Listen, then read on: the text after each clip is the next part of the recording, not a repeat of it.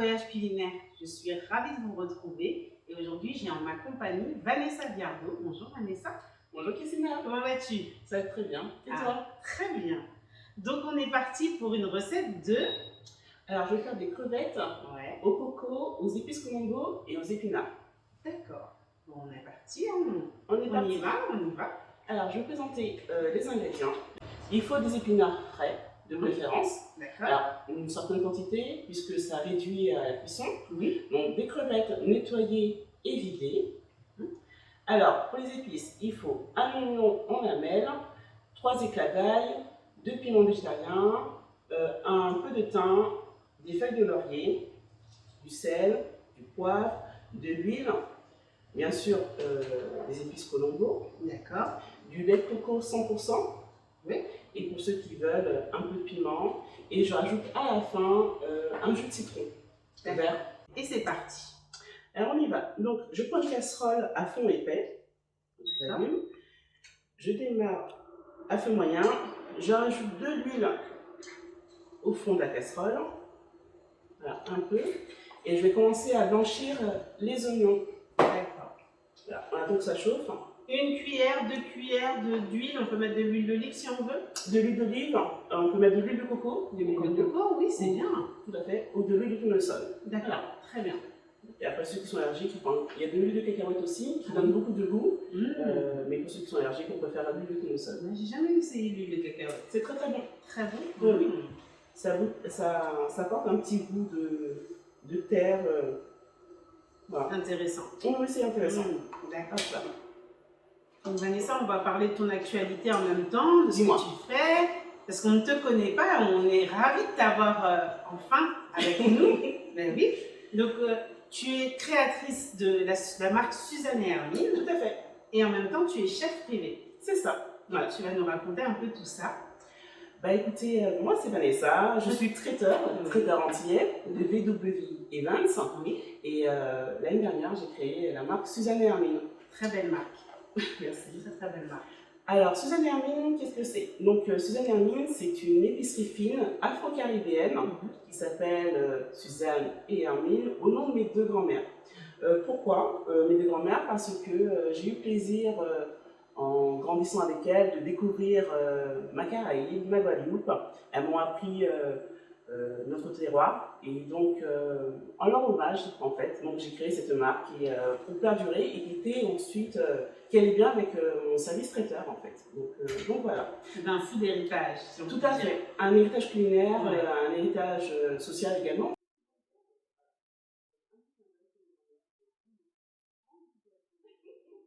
Mais oui, je pense que ma passion vient d'elle en fait, et de ma mère également. Donc voilà, donc c'était une façon de marquer mon entreprise et de laisser un héritage à mes enfants également. Donc voilà, l'huile est chaude, on va rajouter alors les lamelles d'oignon. D'accord. On va juste les faire blanchir en fait. Oui. Alors, ils deviennent translucides. C'est ça, tout à fait. Voilà. Translucide, pas marron. Oui, surtout. Ça crépite. C'est ça.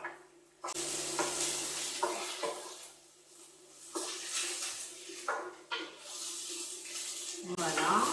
Maintenant c'est un peu translucide. Je vais rajouter en 2 fois les épinards. Tout à fait. Alors, une première partie. Comment t'es venue l'idée de faire cette recette? Parce que mes enfants ne mangent pas d'épinards. D'accord. Donc il fallait que je trouve une astuce pour les faire manger des épinards. D'accord. Lui, ils aiment bien la coco, ils aiment bien les crevettes. Et c'est aussi une variante du calalou ou du matété qu'on a aux Antilles, qu'on fait pour Pâques. Tout à fait. J'adore ça, le calalou et le matété. Moi, je suis quelqu'un d'exceptionnel parce que j'aime bien faire le calalou et le matété en dehors de Pâques. Mais il faut, écoute, on se plaisir quand on a envie. Donc c'est vrai qu'on fait ça plus souvent à Pâques, mais ça m'arrive de faire en dehors de Pâques. Oui, c'est tellement bon la cuisine antillaise. C'est vrai, c'est riche en couleurs, en goût, en saveur. Tout à fait. Voilà, on laisse réduire doucement. Voilà, ça, on voit que ça s'abaisse tout de suite. C'est ça. Ça réduit en volume. Tout à fait. Et on va mettre ensuite la troisième partie, c'est ça? Là, 2 parties, ça suffira. Je pense que j'ai plus large. D'accord. Ça suffira. Donc ça, c'est une recette que dont tes enfants raffolent. Oui, tout à fait. En Ah. fait. Donc, ils mangent des épinards, sans se rendre compte qu'ils mangent des épinards.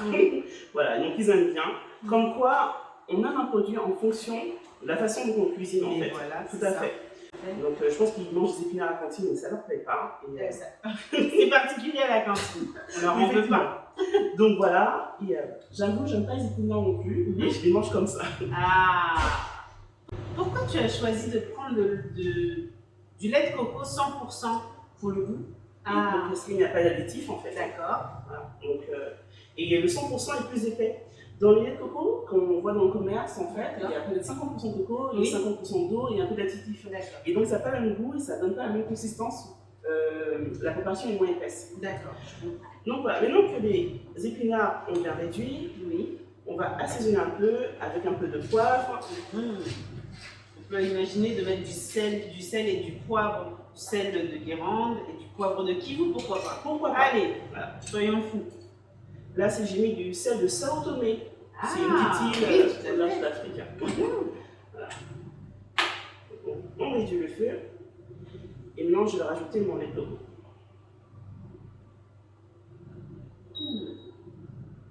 Ça a l'air bien bon tout ça. Là, on n'hésite pas. Voilà. Pour ceux qui aiment le coco, on rajoute un coup. Et même pour ceux qui n'aiment pas la noix de coco, en fait, oui, ça apporte un certain goût. D'accord. Mais c'est pas 100% coco parce que c'est mélangé avec les épices, c'est mélangé avec les épinards. Donc ça se marie bien. Ça se marie très très bien. Donc maintenant que c'est fait, on va rajouter donc, les épices Colombo. Et que tu as dans ta gamme Suzanne Hermine. Tout à fait, oui, tout à fait. On retrouve. Donc il y a beaucoup d'épices que j'utilise en tant que traiteur qui sont dans ma gamme Suzanne Hermine en fait. Et les épices Colombo, c'est la base, j'ai envie de dire, de la cuisine antillaise. Tout à fait. Alors, moi je mets 3 grosses cuillères. D'accord.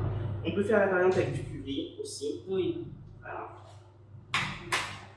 Je vais sentir pour voir comme c'est parfumé. C'est vraiment très bien parfumé. Ah, et ce sont des épices faites artisanalement, et faites main. Exactement. Plus dans un souci équitable, c'est ça, oui. Durable. Tout à fait. Voilà, c'est ce qu'on recherche maintenant surtout. Oui, de qualité aussi. Hein. Donc, de qualité. Tout à fait. Donc voilà. Donc là, c'est bien mélangé. Je vais ajouter mon thym du jardin. Ah! Tant qu'à faire. Oui, c'est toujours meilleur. Et je vais rajouter aussi donc, du piment végétarien. Oui. Donc le piment végétarien, c'est un piment qui ne pique pas, mais qui parfume énormément. On retrouve aux Antilles. Tout à fait, tout à fait. Mais il y a des plantations maintenant en France aussi de piment végétarien. Un peu de piment végétarien. D'accord. Pour donner du goût. On privilégie le piment végétarien guadeloupéen. Tant qu'à faire, hein. Tant qu'à faire, on promeut la Guadeloupe. Tant qu'à faire. Je suis pas chauvin, hein, mais tant qu'à faire. Donc voilà, on enlève les graines, ça c'est désagréable sur la dent. Oui, tout à fait. Voilà, on laisse le feu. Et puis ça colore, regardez comme ça colore, c'est magnifique. Tout à fait. Les feuilles de laurier, hop, hop. Et pour ceux qui veulent, à ce moment-là, on rajoute le piment. D'accord. Donc moi j'ai juste la pointe du couteau. Du piment confit. Le piment confit. Ouais. Donc là c'est du piment Blondin Monjac. C'est un piment qui donne la moitié. Et oui, c'est juste la pointe du couteau. Voilà. D'accord. Bon, pour les enfants, j'en mets pas. Mais je mets juste le piment végétarien, ça suffit. C'est une recette rapide, hein? C'est très rapide. En moins d'une demi-heure, c'est fait. Ah ben voilà. Donc il ne faut pas grand-chose. Après le boulot, on y va, on se met. Tout à fait. Et c'est parfait. Voilà. Donc maintenant que c'est fait, je rajoute à ce moment-là les crevettes. Je ne mets pas avant parce que ça, ce sont des crevettes qui sont déjà cuites, qu'on trouve dans le commerce. Voilà. Elles sont assez grosses, hein, tes crevettes. On dirait des gambas. Hein. Oui. Effectivement. Donc voilà. Donc on laisse infuser 2 minutes. D'accord. Et pour lier le goût, je rajoute le jus d'un demi-citron vert. Lier le goût. C'est ça, oui, tout à fait. Très bien. Ça doit donner une pointe d'acidité. Tout à fait. Qui contraste avec le lait de coco finalement. C'est ça, tout à fait. Oui. D'accord. Le lait de coco est assez rond en bouche en fait, et avec le citron vert, on a une pointe d'acidité en fin de bouche qui est intéressante. Ah, voilà. Magnifique. Et voilà, c'est terminé. C'est terminé, mais vous voyez, c'est une recette rapide, simple à faire et avec une très belle chef à mes côtés. Je vais Merci. Donc, on va récapituler la recette. Oui, tout à fait. Oui. Donc, il vous faut des feuilles fraîches d'épinards, le jus d'un demi-citron vert, un peu de sel, un peu de poivre. Il vous faut à peu près 400 ml de lait de coco frais, 100%, de préférence 100%.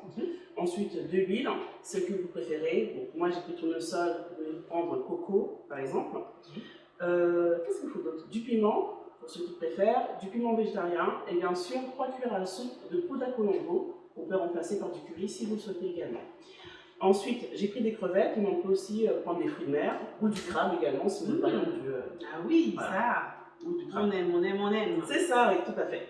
Et donc, pour l'accompagnement, on prend soit des racines, voilà, ou soit du riz blanc. Donc là, pour le coup, j'ai privilégié du riz basmati qui est parfumé. Ah, ben voilà, ça fera un beau mariage, je pense, tout ça. C'est ça, tout à fait. D'accord. Ben, on va dresser alors si c'est fini. Donc, on va faire de la place. Voilà. Vanessa, donc, on peut solliciter tes services via les réseaux sociaux, via ton site internet peut-être? Alors, pour le service traiteur, j'ai un site internet, www.events.fr. D'accord, on va rappeler tout ça dans notre barre d'informations, ne vous inquiétez pas. Tout à fait, donc on peut m'envoyer un mail directement via le site internet. On me retrouve sur Facebook et sur Instagram. Oui. Et donc, il y a mon numéro de téléphone aussi sur mon site internet. Donc, je fais chef à domicile, donc pour les soirées privées. Je fais chef en entreprise aussi. Je fais traiteur à domicile, traiteur pour les événements, baptême, communion, mariage, voilà. Et ensuite, sur mon site internet, vous verrez les recettes. Et sur les réseaux sociaux, je vous remets mes recettes et mes vidéos également. Magnifique. Eh bien, que demander de plus si ce n'est faire appel à Vanessa? N'oubliez pas. N'hésitez pas. N'hésitez pas surtout. Donc, on va dresser. Ok. Voilà. Merci. Voilà. On a choisi de... Merci beaucoup. On a choisi de mettre tout en vert pour donner de la couleur, du contraste. Voilà. On y va pour le dressage. C'est parti. On y va. Alors.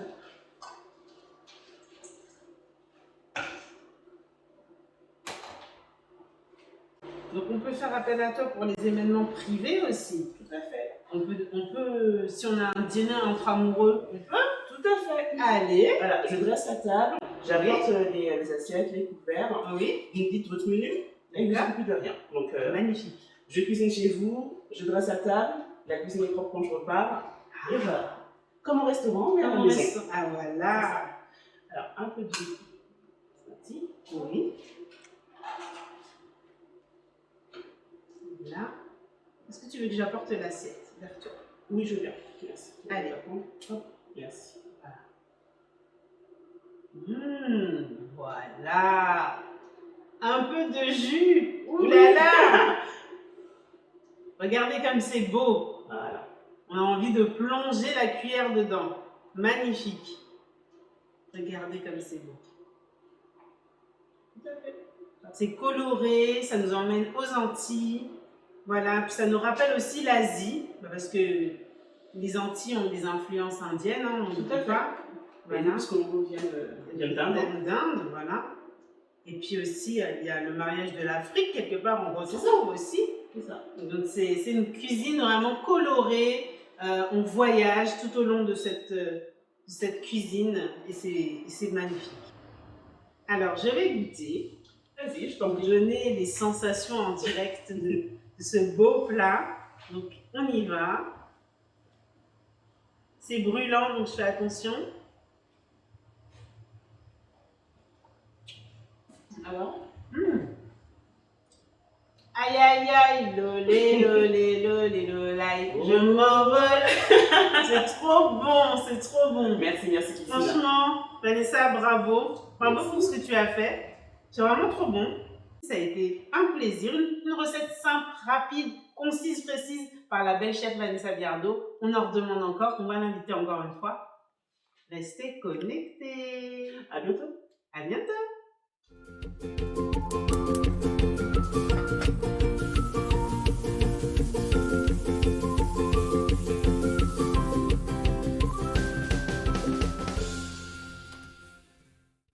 Bonjour, je suis Kissina des Voyages Culinaires. Je suis ravie de vous retrouver pour vous présenter des produits de la marque Suzanne et Hermine, une marque d'exception de produits artisanaux antillais qui va ravir vos papilles. Alors, je vous présente plusieurs produits. On a de la vinaigrette de passion, on a du sirop d'hibiscus, du sirop de maracuja, du piment confit végétarien.